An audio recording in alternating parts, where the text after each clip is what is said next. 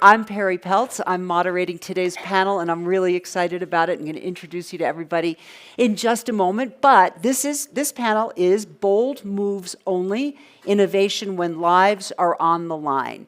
So if you're here for a different panel, stay here, because this is where the action is, promise. Anyway, so excited to have everyone here. What are we talking about?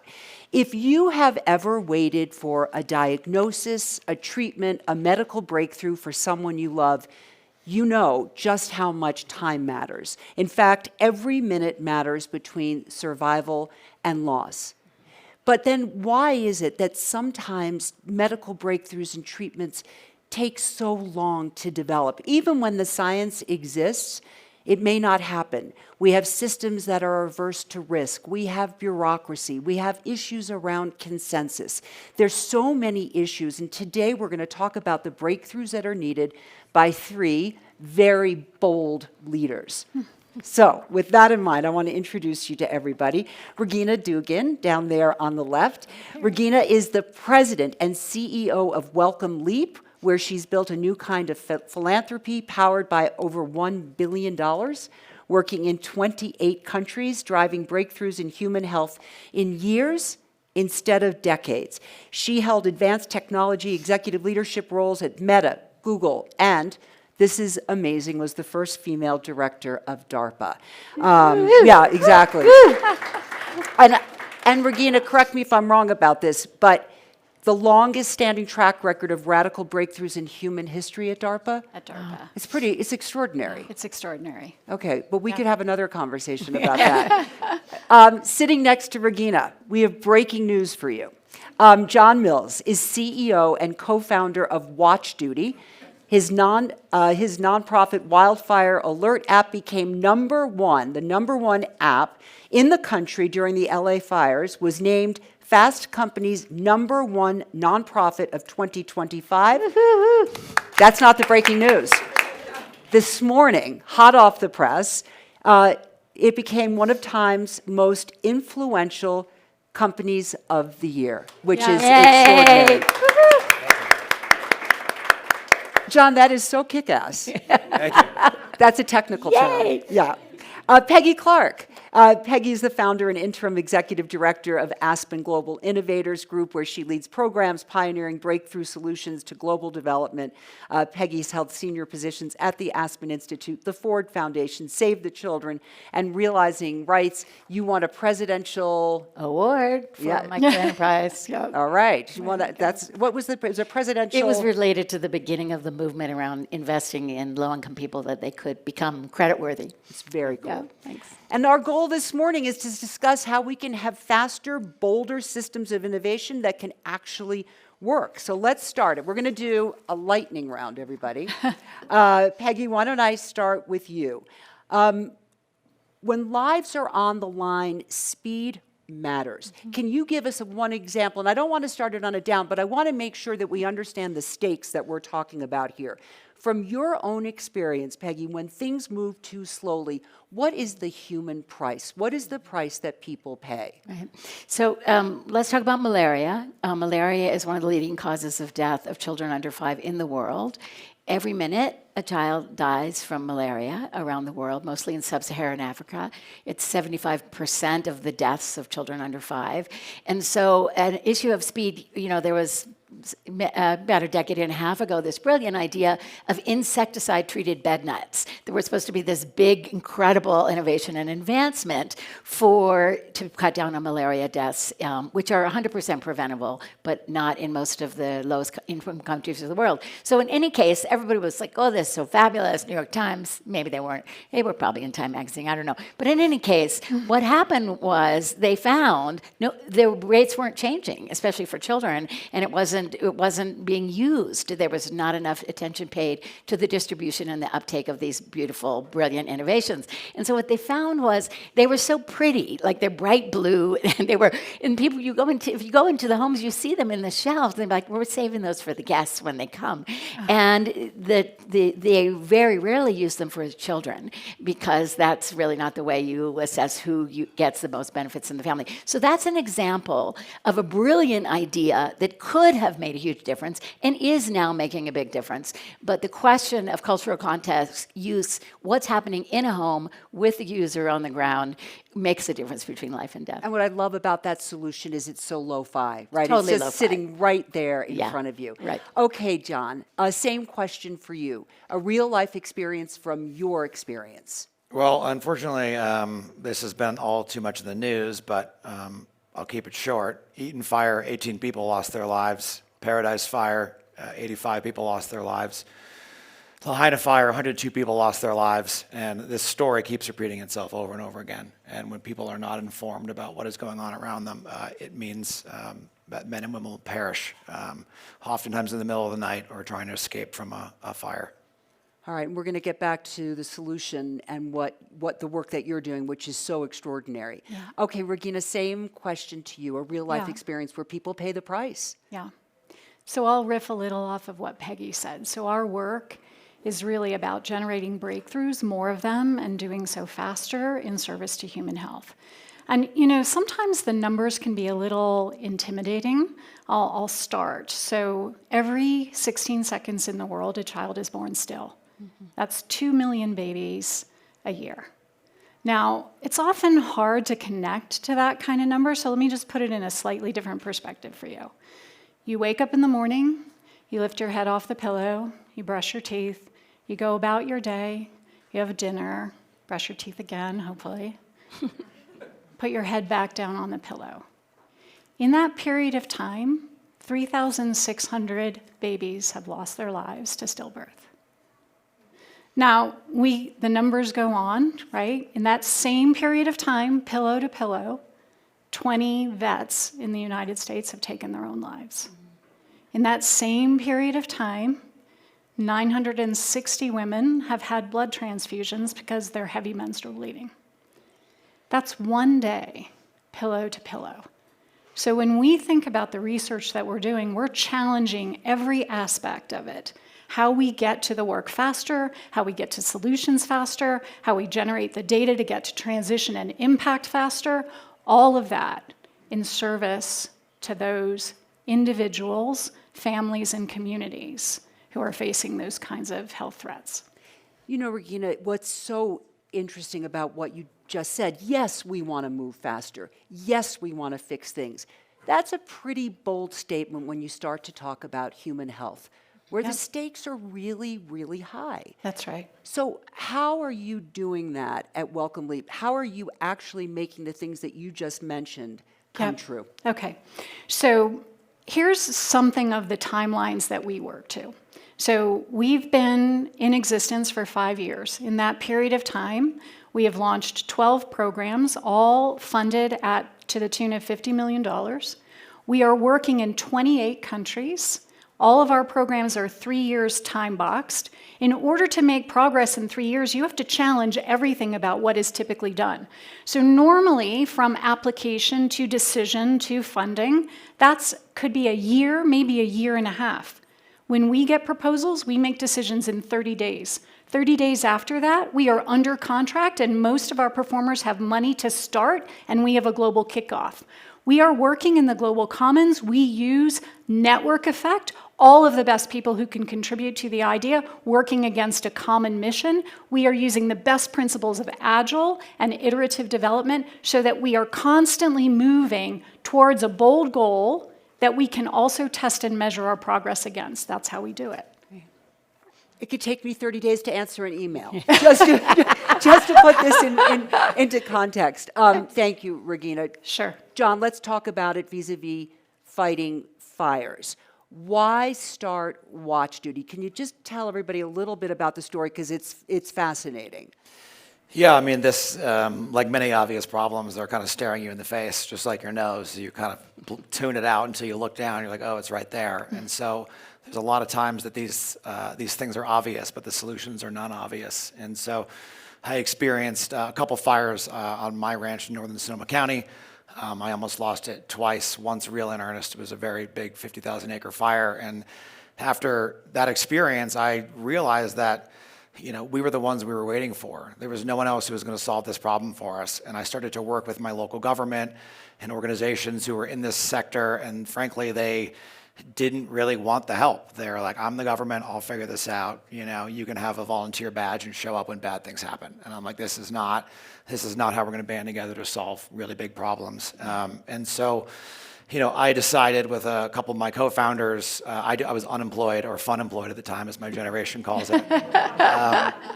I was enjoying myself traveling around in fire trucks, doing wildland fire training, pretending like I was a firefighter, trying to understand what they were doing. And it finally hit me in May of 2021 that I had to go build this. And 80 days later, I didn't sleep very much, and I built it and launched it, and it blew up immediately after that.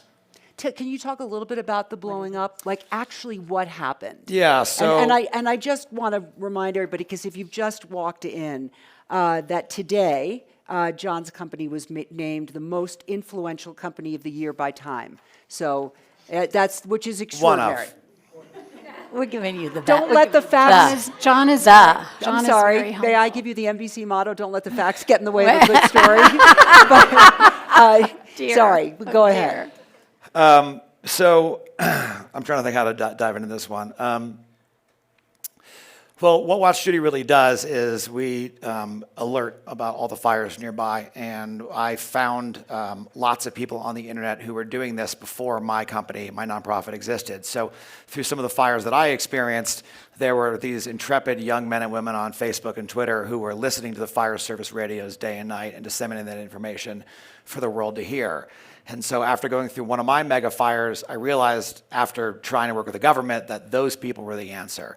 That I could band together these unlikely group of people, give them a platform to do what they do better and collaborate in real time, and then push that information out. And so part of our go-to-market strategy was really using them as influencers, is kind of the word we use in Silicon Valley. They would never say this, so I hope they don't hear me say this about them. But they had really big followings in their community. They had the trust of their community for a very long time, ever since really the Tubbs fire in 2017 in Northern California, or the Valley Fire up in Lake County. But they were already doing this work, and so they had this avid following and respect of their community. And so once they got on this platform, overnight, it just took off, and that was really our strategy from the beginning. Before I wrote a line of code, I asked myself, can I get this to market? Is it going to win? And if it does win and it gets the fire truck, what's going to happen? And here we are today. Yay. It's amazing. Peggy, let's talk about some of the roadblocks, right? Yeah, 'Cause you're and let me just jump in on this. What's so incredibly cool about sitting next to John Mills is we really need to ask ourselves where we believe innovation comes from. Where do we believe expertise lies? And so often you think it's this big fancy, you might think it's the DARPA building, some other big fancy place in Silicon Valley. It's not so fancy. But here's John hanging out there in Sonoma, walking around thinking, you know, something's really amiss here. People are not able to understand how fast this fire is moving. So what I love about this example, aside from the fact you're the most powerful company in the world as of today, is we spend a lot of time trying to really flip that script about where does expertise lie. And particularly in the global south, you can go to a panel on Ebola at Brookings Institute of Massachusetts Avenue. There's not one African there talking about what's happening. And so what we often do is we're looking for those remarkable innovators that are unsung, that nobody knows about. And so I think what I wanted to share with you is there's such cool ideas, just like what John's describing. I'll give you the example of one person. He was one of our Aspen New Voices Fellows, Dixon Chibanda, Zimbabwe, one of 2 psychiatrists in the country. This is in the country. And he loses a very good friend to suicide. And he's like, this is crazy. There's a mental health crisis. In Zimbabwe, in the world, there's a mental health crisis. There are not enough shrinks anywhere. And aside from the fact, even those of us that go to them, it's way too expensive. And does it really work? I'm not sure. So anyway, Dixon decides, what can I do about this? There's this huge pressures, there's rising depression. And so he says, who's trusted in the community? In African societies, it's grandmothers. Grandmothers are really trusted. The elders, which we need to work on in this country more, respect for elder women. But in any case, he started working with them around training them in basic triage, primary care mental health work. And then he said, how can I get people to come? Because there's so much stigma around mental health. So he said, I'm going to make a bench. He literally built a wooden bench. And he put it in the middle of the center of the town. And the grandmom was sitting there. And they started publicizing, if you have issues, if you want to talk, you can sit down and talk to their grandmother. And so this beautiful, beautiful, beautiful story is now such that there's over 2 million people being served. He's working in about 12 countries across the world. Prince William has a friendship bench in front of his house or something. AARP is talking to him about this. But this is a wicked problem. Mental health is a crisis, particularly young people today. And here's somebody in Zimbabwe, one of 2 psychiatrists, who says, who can be trusted? How can we do a training that would enable low-cost, rapid scale-up, accessible intervention in the places where the need is greatest? So just riffing off of you, any of us can be the most powerful innovators. I can add to that, even at the research level, right? So we tend to have, look, in my view, almost a patronizing view of what the contributions from many people in the world can be, even at the earliest stage of research. So in the stillbirth prevention program that I mentioned, we have participants at the research level in the US, Uganda, all over the world. They are working together to solve the problem, always with in mind the scalability of the solution. And there's something really important that comes from both the execution excellence of the work, and we talked a little bit about that, but also the emotional engagement that comes with that. So here's what happens. With our team members in Uganda, in the hospital in Uganda, they lose 3 babies a day. Now that is part of the conversation we are having always to create the urgency of movement towards solutions, because we can see it, because we're living it, because we care, and because now that team is engaged on a mission together. They're doing something together that they can't accomplish individually, and that's really important.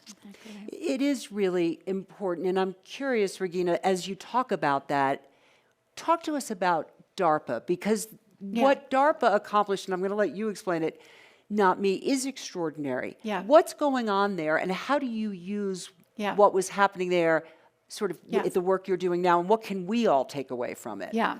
So DARPA, for those of you who don't know it, the Defense Advanced Research Projects Agency, was formed after the launch of Sputnik in the United States. The nation was in crisis. Oh no, we have a technological threat. We need to do something about it. We need to create an organization, and predominantly of misfits and those who challenge conventional wisdom and can move quickly towards solutions. There's a particular form of work that is practiced at DARPA, so-called use-inspired basic research. So deep research, but in service to a problem or a capability always in mind, project-oriented. Now, that particular form of innovation has given us originally the ARPANET, which became the internet, microelectromechanical systems, those are the small sensors in your smartphone or in your airbag, laser technology, stealth technology, GPS, so on and so forth. The list is very long. What I will often say to an audience is, if you don't know DARPA as an organization, your life absolutely knows DARPA as an organization. So this is a particular practice of generating breakthroughs. It's optimized to create breakthroughs. And so what we did is we took that model and we are for the first time applying it to global health and doing so at scale.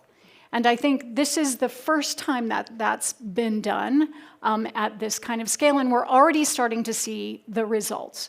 So just to give you an example, even in the stillbirth program, two years into that 3-year program, we have line of sight on a maternal blood test that could, with better than 80% accuracy, tell a mother whether she was at risk for fetal growth restriction, preeclampsia, or gestational diabetes as early as 12 weeks in her pregnancy. That's 2 years in. Okay? So that's the kind of result you can expect. Now, if you imagine that Sputnik is what galvanized the nation to create this kind of urgency around innovation, what I want you to take from some of the early stats I gave you is the way I view it is all across the world, every day, there is essentially a cacophony of Sputnik events for people who are facing a new health threat. Mm-hmm. And what we have to do is galvanize around that diffuse, that song, that buzz of Sputnik events, that we have to listen to it and move with the same urgency that the nation moved in the advent of Sputnik. That's my belief. I want to add just one question, because we were Yeah. talking about it before the panel started, and I was actually shocked by the 25, you want to tell the 25% Yeah. and women, because I'll get it wrong, and it's quite something. Yeah. So look, over the last 5 years, I think it's safe to say we have built a breakthrough engine in service to health that is working. If you believe that we do, then you ask yourself the question, what other significant problems do I need to point it at? And right at the top of the list is women's health research. And so the stat that Perry is talking about is women live longer than men a few years. It's not as much as many people make it out to be, but they spend 25% more of their lives in poor health than men. Mm-hmm. And a lot of the reason for that is that women experience health differently, disproportionately, and uniquely. And we are wildly underinvested in our research in women's health. I mean, I think it won't be lost on this audience that women are not just small men. That is very, I mean, we laugh about it, but that is very much how we've been approaching research for women's health. 80% of autoimmune disease belongs to women. 99% of the studies on aging are done without any model of menopause. And a lot of these studies are being done on men. A lot of these studies are being done on men. Until about 2017, women experienced more pain than men on average for a whole variety of reasons. And over 90% of the studies on pain were done on men, even in animal models. So the mice had to be men too. Oh my God. Okay? Regina, that's not crazy. true. It is. It is true. It is true, right? I mean, if we look at some of the numbers, look, if you are a woman, 2/3 of the Alzheimer's patients in the world are women, even age-adjusted. Wow. 1 out of 3 women experience heavy menstrual bleeding. Once a minute, a woman receives a blood transfusion because she is menstruating. Right. We don't talk about it. We don't have solutions for it. The average period of time for a woman to be diagnosed and treated for heavy menstrual bleeding is 5 years. It's not okay. Yeah. In 2020, $470 billion went into philanthropy. 2% of it was devoted to women and girls. 0.3% of it was devoted to women's health, and it was not for research. It was for basic care and support. Right. These numbers are not okay. By the end of this year, Wellcome Leap will have devoted $200 million to improving research in women's health. Yay. Good job. Yeah. We're just going to fix it, John. Yeah. We're just going to fix it. But speaking of fixing it, John, let's talk about building better systems, because how you built the system to put into place, I'm curious, given the success, can you replicate that? Is it being replicated around the country, and what does that even look like to scale up? Yeah, I mean, we have role models. I mean, Regina messaged me. She found me on the internet because I was on Simon Sinek's podcast talking about one of my inspirations for what we do at Watch Duty. It was actually how the Allied powers broke the Enigma, the German Enigma. And we didn't really have computers at that point in time. Alan Turing built the first computer-like device which could run permutations and try and code break, right? And the machine, unfortunately, was going to take, I forget what it was, weeks or months to break the code, and the code changed every day, and there's a whole thing about cryptography I'm not going to go into, but they realized that they were not going to be able to crack the code. And what they did is they actually put out in the Allied newspapers, they put a crossword puzzles or a puzzle type thing out in all the newspapers and said, if you can break this code, mail this to Bletchley Park outside of London, where a lot of this research was going on. And so it was a couple of extraordinary humans that no one thought anything of that did something that no one could imagine. Mm-hmm. And all of a sudden, this woman, Joan Clark, showed up and became the first female cryptographer. And her and that machine were able to use their skills together to do the impossible.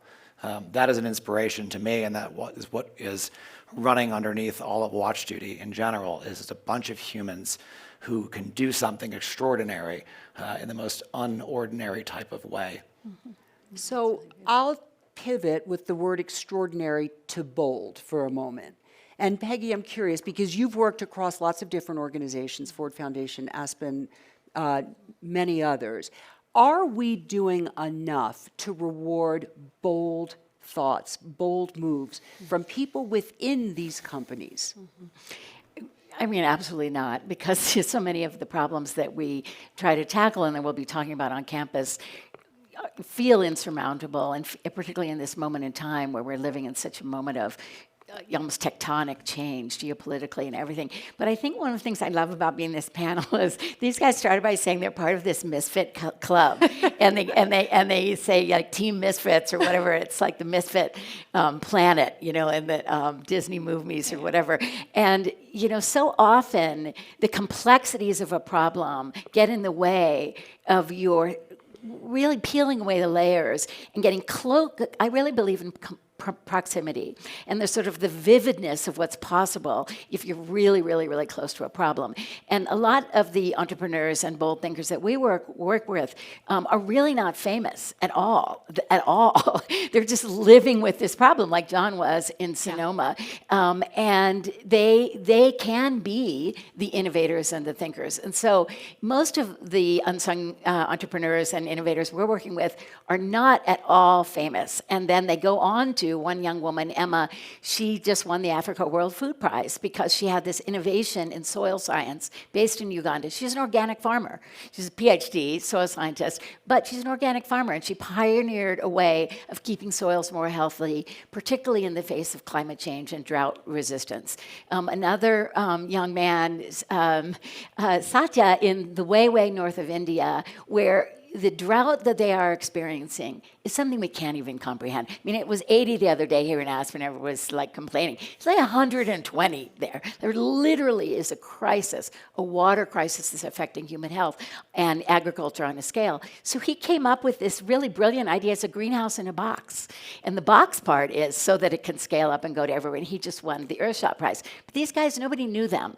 And so what I love about this appreciating of it doesn't have to be that Silicon Valley tech. It can be the person that's literally listening to the radio a few, acres down from you, who's trying to figure out how the fire is moving. So I believe in the power and the vibrancy of lived experience. I believe in the power and the vibrancy of looking to the people that are suffering most from a problem to try to think about where the answers lie. You know, there's a famous quote, Helen Keller, never doubt that a small group of people can change the world. Indeed, nothing else ever has.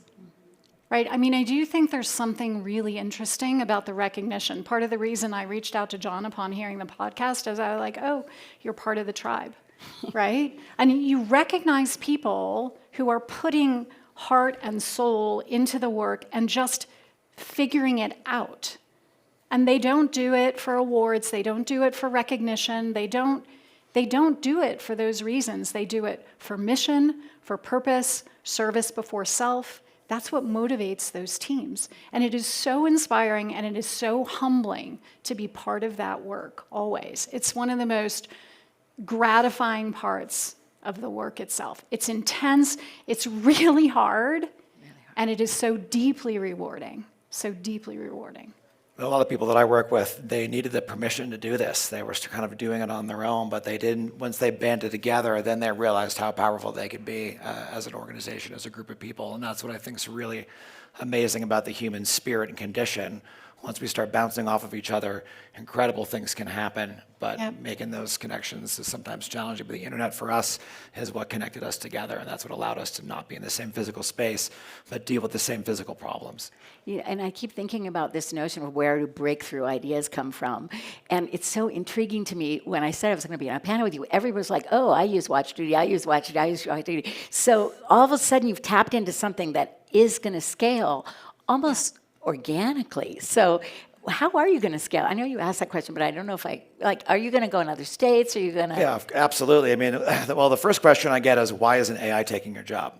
And so the answer is, take it, go for it. I'm running a nonprofit, right? I'm trying to change the world. It doesn't matter how it's done. That's right. It needs to get done. So I'm attached to the outcome, not the how, right? It's the why. That's right. So how am I going to scale? Well, I'm going to push really goddamn hard and make sure that this doesn't stop. And my team has this infectious ability to attract like finds like, and it keeps growing and growing and growing, and it snowballs and gets bigger and bigger and bigger, and people find purpose bigger than themselves. I have stories of retired firefighters who can't fight fire anymore, had to retire. I have people who are homeless, ex-dispatchers, CHP folks, people who are in their 70s and 80s who are doing this job and finding a new lease on life. They have a sense of purpose that is now reignited inside themselves. And so I think the human condition and the human spirit is what scales. Everything else is easy. You know, very often at DARPA, and even since, the most common question I would get asked is, what does the future look like? What is the world going to look like in 10 years? And I always thought it was such an odd question. I would usually, even embedded in the work, I would usually say, I don't know, right? But I think what's so interesting about that question is the sense that embedded in it is this idea that the future is just some inevitability, and we're somehow passive observers watching it unfold. But I've never believed that. I believe we are architects and engineers of the future. The future will be what we build, and we build what we believe in that order. We believe in something, we build it, and that's what the future becomes. And so it's the same theme that John is talking about. You're connected to the outcome, to the future that you believe in, and how we get there, that doesn't matter. We figure it out. I want to, before we go to questions, that's all of you, I want to do one quick lightning round again, which is, what is the wisdom from your individual work that everybody here can go home with? Something, yes, it's DARPA, right? These are high levels, firefighting, these are really big, big issues. But what is the takeaway that we can each incorporate into our own lives? And Regina, let me start down at your end. Well, I would tell you that I think the single most rewarding part of the work I've done over an entire career is when a team accomplishes more than even they thought they could accomplish. We are capable of so much more than we think.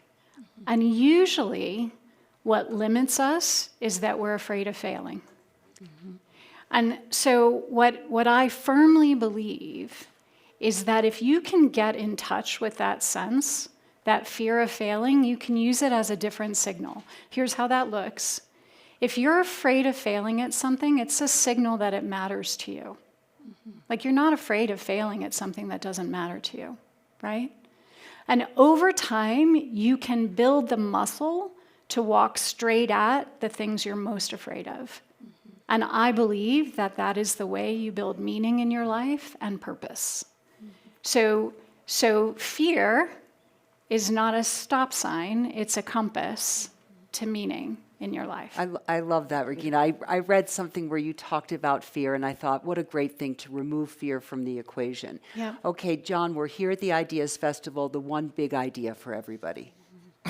Well, Regina kind of touched on it, so I'm going to leave you with an anecdote that really speaks to me and how I think. There was a man in the 1950s. His last name was Butler. He was a track star runner, and he was the first man to break, or human, to break the 4-minute mile, I believe. I think it was 4-minute mile. And so it was believed to be impossible. No one could break it. Unbreakable. We kept getting closer and closer. Couldn't break it. One day, this man breaks that barrier. A month later, someone breaks that. Yep. A month later, someone breaks that, and they keep breaking it. We are limited by our beliefs. What we believe holds us back. We have to push beyond what we think is possible. And that's what I want to leave you with. That's really interesting. Thank you. Peggy? The thing that really comes to me and really has guided my whole life is we are one world, and everyone from the most under-resourced community in the U.S. to the poorest village in Sierra Leone wants the same thing. They want their children to thrive. They want opportunities for their children. They want healthy food. They want to be able to support the future generations that come after them. everyone wants the same thing. And sometimes in the least resourced and most challenging situations, brilliant, brilliant ideas can come to pass. And we tend to think of the other, and particularly in Africa and the rest of the global South. But so many brilliant ideas are there for some of the most urgent things we're facing around education, maternal mortality, whatever. And so I think at this moment of crisis, I hope that we can return to the basic sense of a united humanity, and that some of the largest problems we're all facing. A climate change issue in one place is a climate change issue everywhere. A health issue in one place is a health issue everywhere. And we're in this together, and we have to believe that we have a set of shared values and move from that together. I love that, united humanity. All right, how about some questions from everybody? Yes. Yeah, you. And there's a microphone. Thank you. Great. Is the mic on? Yep. It's on. Okay, thanks. Great discussion. I'm having a hard time applying the pacing to sort of big immovable systems like public schools or food-driven cardiometabolic epidemic, things like that. Can you comment on that? I mean, are there some areas, and you mentioned, say yes and get started in 30 days. Are there some areas that are just no-go to innovate in, or? Oh my gosh, are you asking this panel that? I mean, this panel doesn't know no-go. Okay, then talk about public schools. Yeah, okay, I'm not an education expert, right? So I feel a little You can talk about the fire response bureaucracy. Well, I mean, I know nothing about this problem, but like if the school system doesn't want to change, like why don't I go build some sort of extracurricular thing that gives people food before they go to school, because I can't give you better food in the cafeteria. Like I'm just riffing here, but like I would just, well, I would ignore the status quo, right? Ignore the status quo. Like I did what Buckminster Fuller did, and I said, this system's busted. I cannot fix emergency response. I'm going to go build a new one over here and make this look like it's arcane. And that's how I did it. I have created a lot of movement in seemingly immobile systems by running really good pilots. Like just start, right? There's often this like debate of, the strength of the opinion in the room is the one that's going to win at the time. We usually push that aside and say, let us agree what data we would need to collect to know if something is working or not. And then let's start. Let's try something. And let me just be clear. The Department of Defense, the United States Department of Defense, is the single largest bureaucracy in the entire world. And DARPA routinely moves that system, right? So it is true, it's partly what John says. I mean, sometimes people are just stopped by the fact that they don't believe it can be different. Right. Well, what if we believed first that it can be different, and we start? That's how you move immovable systems. Thank you. Yeah. Do you have the mic? I don't. It's coming up. And then over there in the corner, we'll get a mic over to you as well. Thank you. I have almost the opposite question, which is I run like I view myself as very entrepreneurial and fast moving, and I run a bunch of small organizations, and David and I are on the board of a couple of big organizations. But bureaucracy creeps into the small things too, and I'm having an easier time fixing the big systems than like in my 50-person org, getting past like the compliance burden and getting people to innovate. Is there like advice you'd give on hiring, culture, breaking down barriers, or I'll take any advice on driving that change forward? Do you want to start, John, take that one. I mean, I'm a founder, right? So it's different. Like I'm inside the beast, and so when So am I, by the way. I'm the founder of most of these. well, then I use my scalpel and I remove cancer as fast as possible, right? Because people like us do things like this, and so I look around the room and it's not what you look like, your age, your color. It's like, do we think differently? Do we move fast? Are we cut from the same cloth, or are we here to like deal with compliance and worry about like what the news is going to think about something I'm going to do? Like I, again, take out the scalpel and I cut that out of my organizations.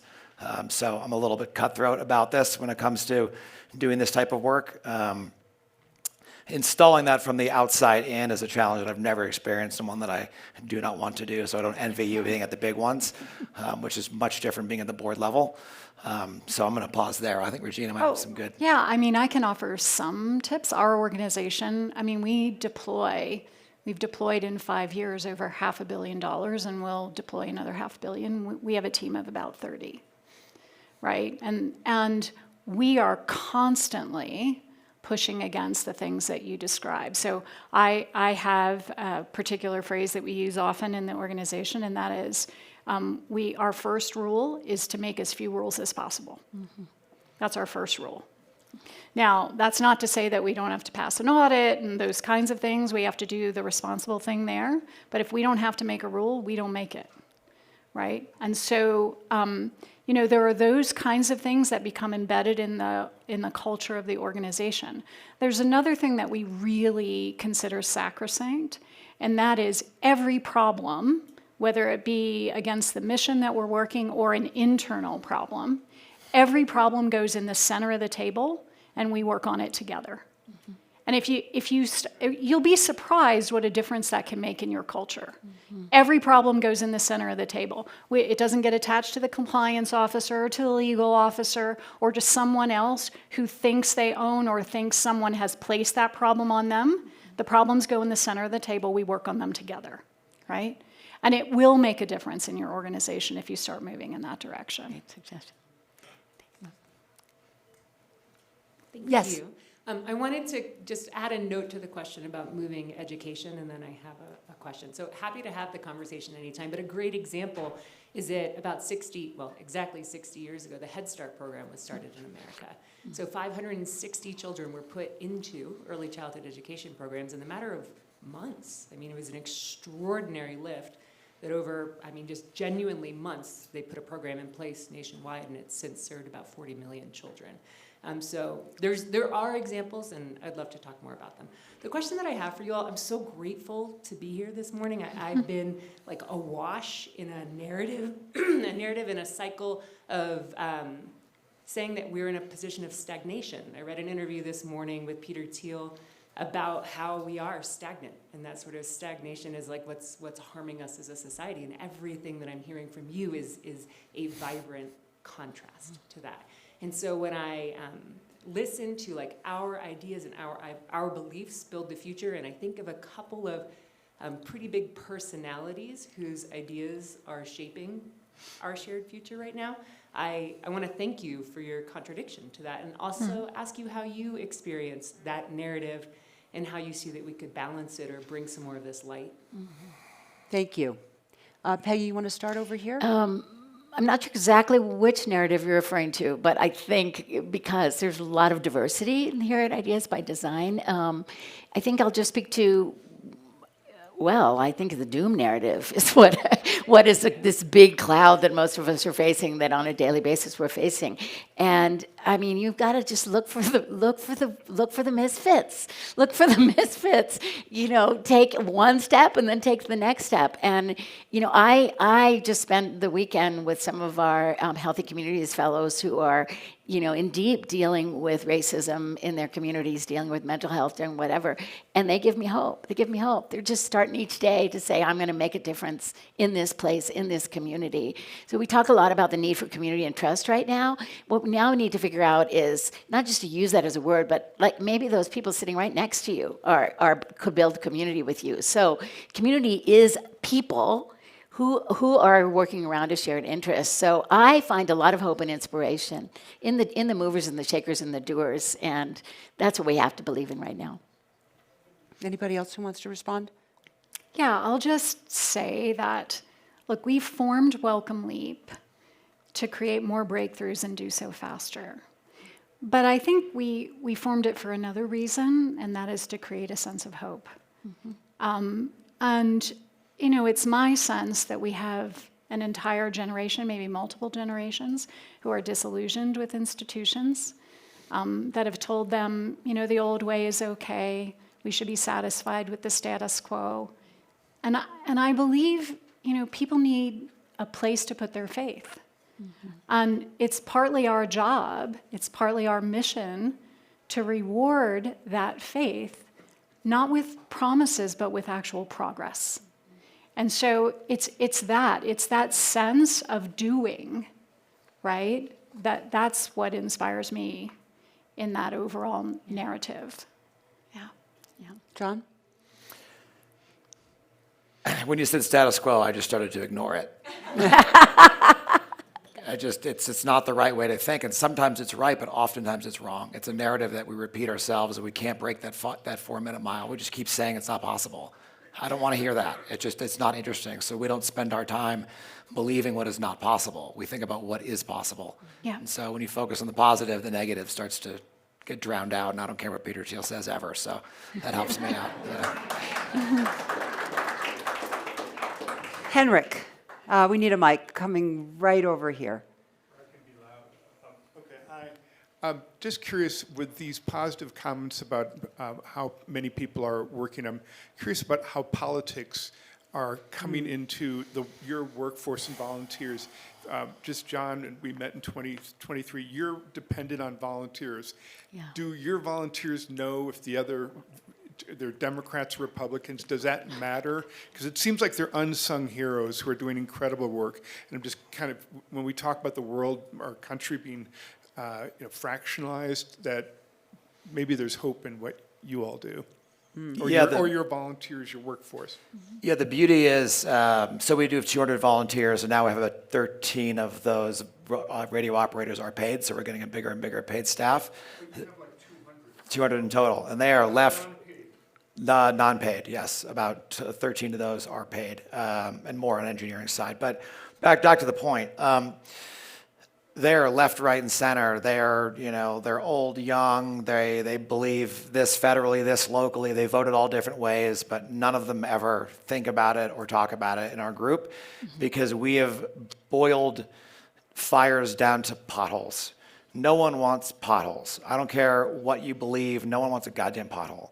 And so when we treat these problems like they are, on the bottom of Maslow's hierarchy of needs, who gives a crap who's the president, who votes for whatever? These people care about less fire, more rain for their crops. I live in the woods. And so people are really focused on first principled problems, and they ignore all the noise and the nonsense.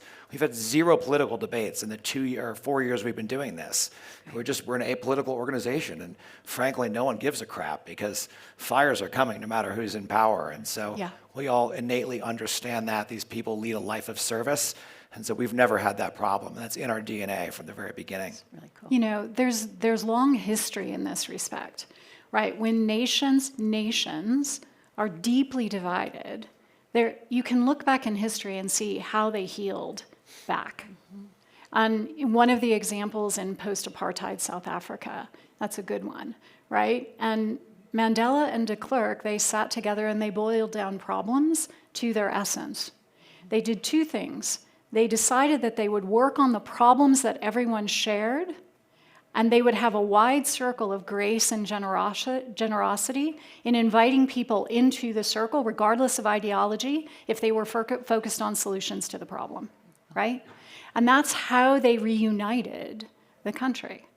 And there's something really fundamental about that, and it's something we can all practice, too.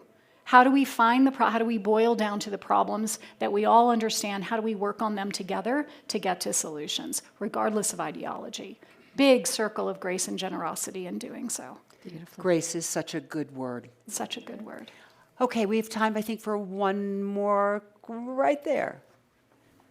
So often I find that the system kind of grinds out the innovation and the risk-taking, which is awful, because it's our role to take on the risks for the people that we're helping.